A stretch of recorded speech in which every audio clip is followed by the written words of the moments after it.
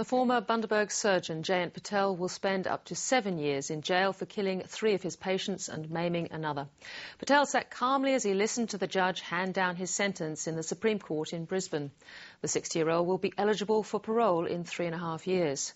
And for some of his former patients, the sentence is a slap in the face and does not reflect the pain Patel inflicted on those in his care. From Bundaberg, Kieran McKechnie reports. For Doris Hillier, 7 years in prison does not make up for 7 years of suffering. Not enough.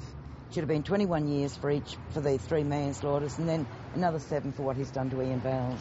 After jubilation just 2 days ago, today's sentence has left a bitter taste in the former patient's mouth.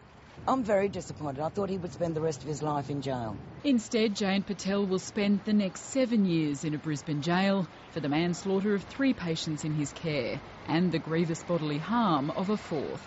In his sentencing submission, prosecutor Ross Martin called for a jail term of at least 10 years, saying we have found no case of criminal negligence as bad as this.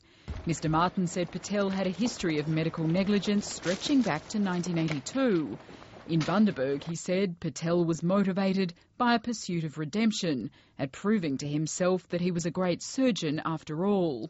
But the defence argued for 4 to 5 years, wholly or partially suspended, arguing Patel had been subjected to public shame, humiliation and abuse.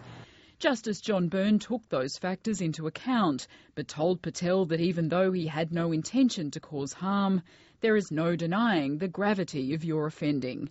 The court must make it clear that the community, acting through the court, denounces your repeated serious disregard for the welfare of 4 patients. Patel's wife put on a brave face as she left court, escorted by the defence lawyers. The prospect of an appeal hasn't dampened the spirits of the nurse who raised the alarm about Patel's dismal operating record. The jury has reflected what we as a community needed to hear and have done, and if there's an appeal, it will be done on legal grounds, which doesn't reflect necessarily